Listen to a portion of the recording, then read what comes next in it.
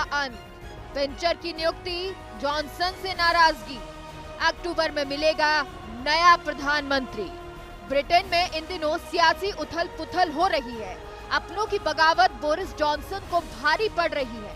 Britain में भी अब वही हो रहा है जो कुछ दिन पहले यहाँ महाराष्ट्र में हुआ था। जिस तरह से उद्धव ठाकरे के खिलाफ उनकी ही पार्टी में बगावत शुरू हो गई थी, वैसे ही बगावत बोरिस जॉनसन की अपनी ही कंजर्वेटिव पार्टी में शुरू हो गई है और एक के बाद एक इस्तीफों की झड़ी लग गई है। ब्रिटेन में अब तक 4 कैबिनेट मंत्री समेत 40 से ज्यादा मंत्रियों ने अपने पद से इस्तीफे दे दिए हैं। अब ऐसे में जिस तरह से उद्धव सरकार पर संकट आ गया था, वैसा ही संकट बोरिस जॉनसन की सरकार पर आ गया है। वित्त मंत्री ऋषि सुनक के इस्तीफे से हुई शुरुआत। इसके बाद स्वास्थ्य मंत्री साजिद जाविद ने भी इस्तीफा दिया। दोनों ने 5 जुलाई को अपने पद से इस्तीफा दे दिया था। दोनों ने बोरिस जॉनसन की लीडरशिप को फेल बताया। जाविद का आरोप सरकार राष्ट्र हित में काम नहीं कर रही। ऋषि सुनक और साजिद जाविद के बाद एक और कैबिनेट मंत्री साइमन हार्ट ने भी अपने पद से इस्तीफा दे दिया। उनके अलावा एक और कैबिनेट मंत्री ब्रेडन लुइस ने भी इस्तीफा दे दिया। ऐसे में बगावत होने के बाद बोरिस जॉनसन पर इस्तीफे का दबाव बढ़ गया, तो अपनों की बगावत देख विपक्ष ने भी प्रधानमंत्री से उनका इस्तीफा मांग लिया। इसके बाद प्रधानमंत्री बोरिस जॉनसन ने सदन से इस्तीफा देने का इशारा किया। जॉनसन ने कहा, If there were circumstances in which I felt it was impossible for the government to go on and discharge the mandate that we've been given, or if I felt, for instance, that we were being frustrated in our desire to support the Ukrainian people, or over some major point, then I would. But frankly, Mr. Speaker, the job of a Prime Minister in difficult circumstances when he's been handed a colossal mandate is to keep going, and that's what I'm going to do. सदन में इस बयान के थोड़ी देर बाद ही Britain के प्रधानमंत्री Boris Johnson ने एक प्रेस कॉन्फ्रेंस में अपने इस्तीफे का ऐलान कर दिया। And to that new leader, I say, whoever he or she may be, I say I will give you as much support as I can. And to you, the British public, I know that there will be many people who are relieved, and perhaps quite a few who will also be disappointed. And I want you to know how sad I am to be giving up the best job in the world. But them's the breaks. I want to thank Carrie and our children and all members of my family who've had to put up with so much for so long. I want to thank the peerless British Civil Service for all the help and support that you have given our police, our emergency services, and of course our fantastic NHS, who at critical moment helped to extend my own period in office, as well as our armed services and our agencies that are so admired around the world, and our indefatigable Conservative Party members and supporters whose selfless campaigning makes our democracy possible. I want to thank the wonderful staff here at Chequers, here at Number 10, and of course at Chequers, and our fantastic prop force detectives, the one group, by the way, who never leak. Above all, I want to thank you, the British public, for the immense privilege that you have given me. And I want you to know that from now on until the new Prime Minister is in place, your interests will be served and the government of the country will be carried on. Being Prime Minister is an education in itself. I've travelled to every part of the United Kingdom, and in addition to the beauty of our natural world, I found so many people possessed of such boundless British originality and so willing to tackle old problems in new ways that I know that even if things can sometimes seem dark now, our future together is golden. Thank you all very much. अब Britain की राजनीति में ये तो साफ हो गया है कि बोरिस जॉनसन अपनी कुर्सी छोड़ रही हैं और उन्हें भी उस तरह से प्रधानमंत्री आवास 10 डाउनिंग स्ट्रीट छोड़ना होगा जिस तरह से उद्धव ठाकरे को मुख्यमंत्री आवास वर्षा छोड़ना पड़ा था और अब ब्रिटेन को अगला प्रधानमंत्री मिलने वाला है। Bureau report, first India news. Britain में बगावत की पूरी कहानी का केंद्र में जिसका व्यक्ति का नाम सामने आ रहा है उसका नाम है क्रिस पिंचर। दरअसल क्रिस पिंचर पर सेक्स स्कैंडल के आरोप लगे थे और इसी साल फरवरी में ही जॉनसन ने क्रिस पिंचर को पार्टी का डिप्टी चीफ व्हिप नियुक्त किया था, जिसकी वजह से अपनों को ही जॉनसन के खिलाफ होना पड़ा और एक के बाद एक इस्तीफों की झड़ी लग गई। I think it was a mistake and I apologize. And I apologize. Repeating my apologies. I want to apologize.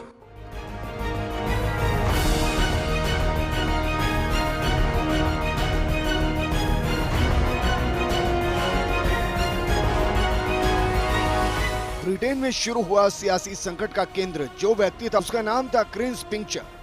इस संकट की शुरुआत सांसद क्रिस पिंचर को डिप्टी चीफ व्हिप बनाने के साथ शुरू हुई। भले ही प्रधानमंत्री बोरिस जॉनसन ने सांसद क्रिस पिंचर को सरकारी जिम्मेदारी देने को लेकर माफी भी मांग ली थी, लेकिन ये जंग यहीं खत्म नहीं हो पाई। इस माफी के बाद भी वहां के मंत्रियों और सांसदों का दिल नहीं पिघला। I think it was a mistake and I apologize. And I apologize. Repeating my apologies. I want to apologize. दरअसल इस मामले की शुरुआत 30 जून को ब्रिटेन के समाचार पत्र द सन की एक रिपोर्ट के साथ हुई। इस रिपोर्ट में दावा किया गया कि सत्ताधारी कंजर्वेटिव पार्टी के सांसद क्रिस पिंचर ने लंदन के एक प्राइवेट क्लब में 2 मर्दों को आपत्तिजनक तरीके से छुआ और इसी के साथ यहाँ का सियासी माहौल गरमा गया। इसी के साथ ही पिंचर को इस्तीफा देना पड़ा, लेकिन कुछ ही दिनों के भीतर ब्रिटेन की मीडिया में ऐसी और भी रिपोर्ट आई और पिंचर के एक के बाद एक 6 मामले सामने आ गए।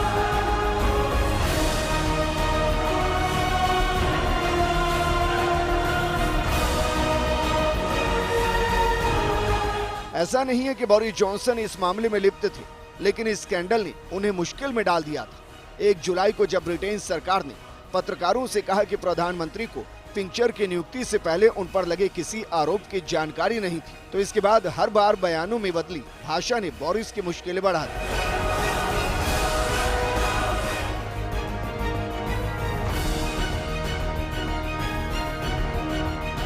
जो बयान प्रधानमंत्री के प्रवक्ता की तरफ से दिया गया था उसमें 3 दिन बाद ही परिवर्तन हो गया। इसके बाद पीएम के प्रवक्ता ने ये कह दिया कि बोरिस जॉनसन को ऐसे आरोपों की जानकारी थी जिनसे निपटा गया और इसी बयान के साथ ही एक बार फिर से मामला गरमा गया।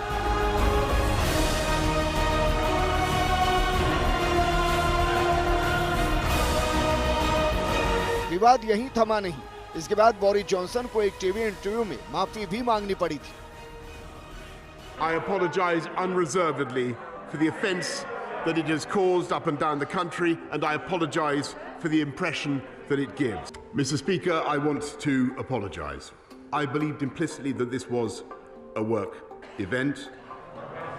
But Mr. Speaker, with hindsight, I should have sent everyone back inside, and I should have recognized that even if it could be said technically to fall within the guidance, there would be millions and millions of people who simply would not see it that way. Johnson के इस फैसले की विपक्ष के साथ उनके खुद के सांसदों ने भी आलोचना की। ऐसा नहीं है कि बोरिस जॉनसन ने पहली बार सभी के सामने माफी मांगी हो। इससे पहले भी बोरिस जॉनसन अपनी हरकतों से लोगों के सामने माफी मांग चुके हैं। लॉकडाउन में शराब पार्टी और पार्टी गेट के मामले में बोरिस अपने ही लोगों से घिर चुके हैं।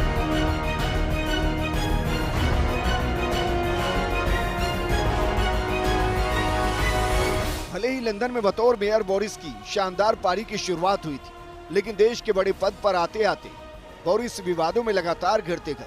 कोरोना वायरस महामारी के बाद बतौर प्रधानमंत्री इससे निपटने और लॉकडाउन में नियमों के उल्लंघन ने जॉनसन की छवि को नुकसान पहुंचाया। इसके अलावा पार्टी के एक वरिष्ठ सांसद पर लगे यौन उत्पीड़न के आरोपों से निपटने के मामले में भी उन्हें आलोचनाओं का सामना करना पड़ा। 2012 के ओलंपिक की शानदार मेजबानी की, ब्रेक्जिट अभियान में कंजर्वेटिव दल की अगुवाई की,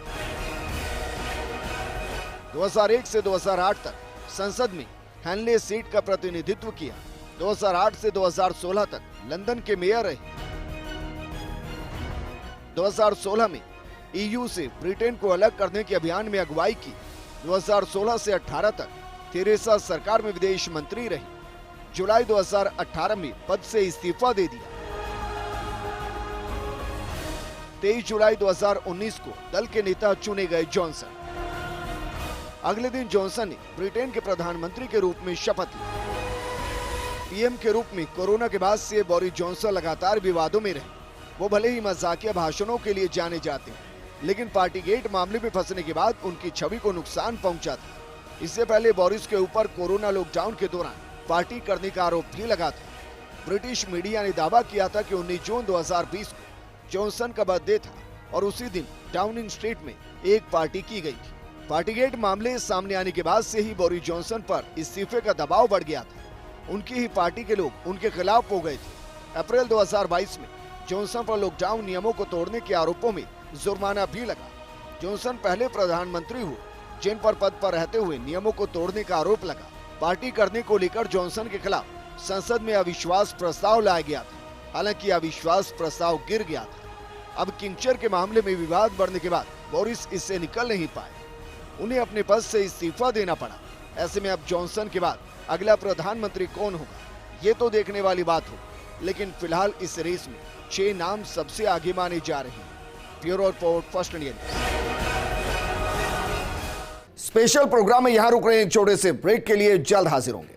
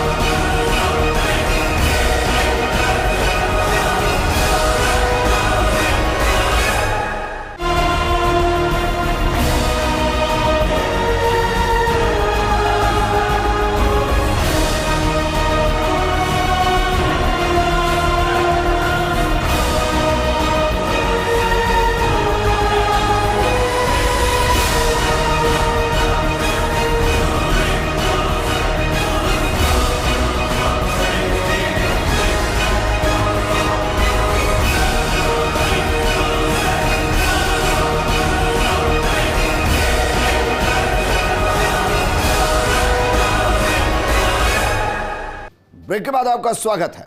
आपने ये तो देखा कि किस तरह से क्रिस पिंचर को डिप्टी व्हिप बनाना बोरिस जॉनसन को भारी पड़ गया और उनको इस्तीफा देना पड़ा। लेकिन इसी के साथ अब चर्चा अगले प्रधानमंत्री के नाम पर भी होने लग गई है। माना जा रहा है कि यूके के अगले पीएम के दावेदारों में भारतीय मूल की ऋषि सुनक का नाम भी है। ऐसे में अगर ऐसा होता है तो ऋषि यूके के पीएम बनने वाले पहले भारतीय मूल के व्यक्ति हो सकते हैं।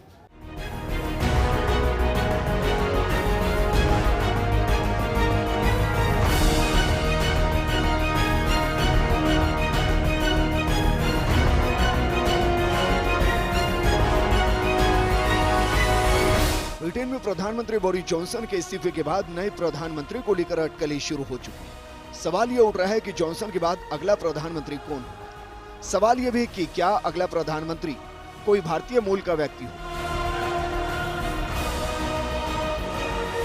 दरअसल यहां जॉनसन बतौर प्रधानमंत्री अक्टूबर तक काम करेंगे। अक्टूबर में पार्टी के सम्मेलन में नए प्रधानमंत्री चुने जाएंगे। ऐसे में अब इस रेस में 6 नाम सबसे आगे माने जा रहे हैं, जिनमें सबसे पहले नाम भारतीय मूल के ऋषि सुनक।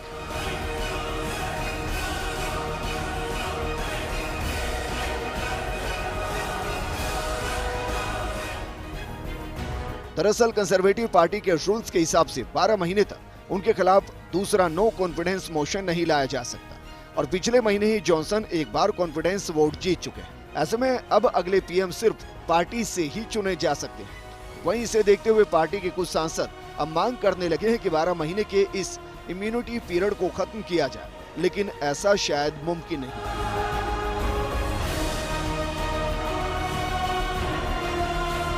इधर पीएम पद के दावेदारों में वर्तमान वित्त मंत्री नदीम जाहोई और पूर्व विदेश मंत्री जेरेमी हंट भी दौड़ में है। माना जा रहा है कि पूर्व रक्षा मंत्री पेनी मोरडॉट भी अपनी दावेदारी जता सकते हैं। बोरिस जॉनसन के खिलाफ पिछले काफी समय से पेनी मुखर रहे हैं। ऐसे में ब्रिटिश पीएम की रेस में कुल 6 नाम हैं।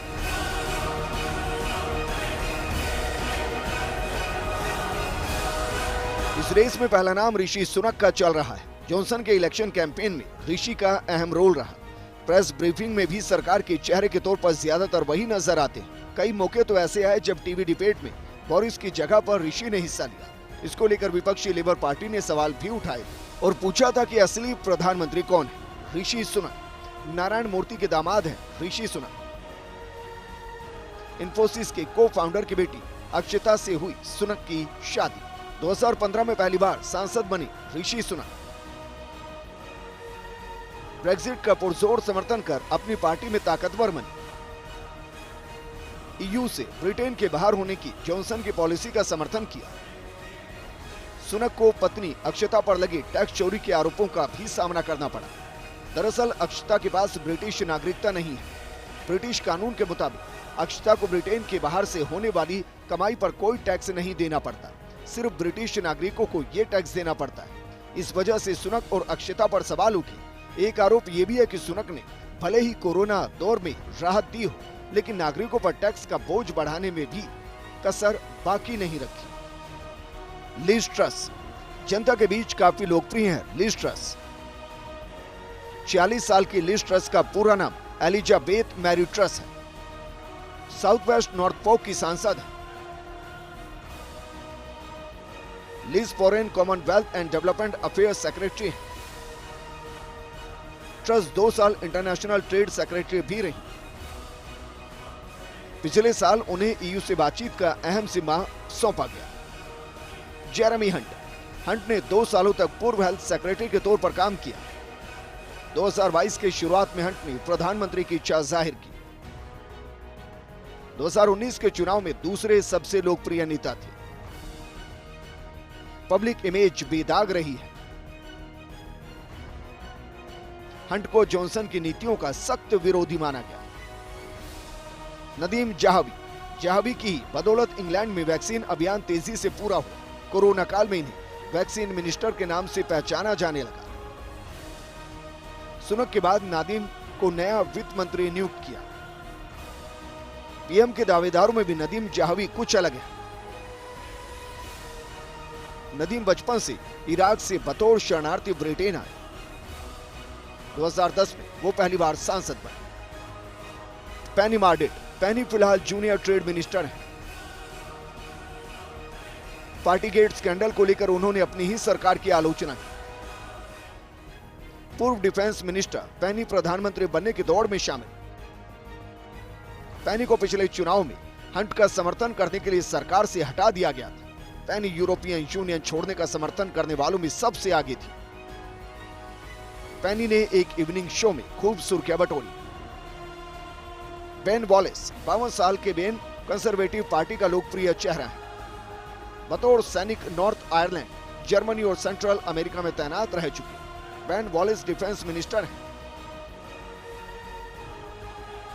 ब्रिटिश रॉयल आर्मी में रह चुके।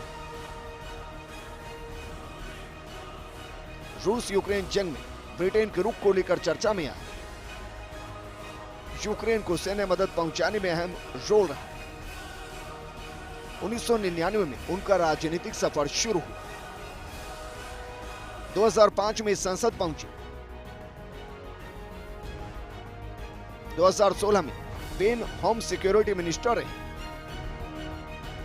अफगानिस्तान से ब्रिटिश नागरिकों को बाहर निकालने में उनका अहम योगदान रहा। फिलहाल माना जा रहा है कि ऋषि सुनक अगले प्रधानमंत्री बन सकते हैं। हाल ही में उन्होंने ये भी कहा कि भारत में बहुत अवसर है और भारत भविष्य को उम्मीदों भरी नजरों से देख रहा है। उन्होंने भारत की वकालत करते हुए कहा कि ब्रिटेन को भारत को कमतर आंकने से बचना होगा। सुनक कई मौके पर भारत की पैरवी कर चुके हैं। ऐसे में माना जा रहा है कि यदि सुनक ब्रिटेन के अगले प्रधानमंत्री बनते हैं तो भारत के लिए ये अच्छा हो सकता है। Bureau report, first India news.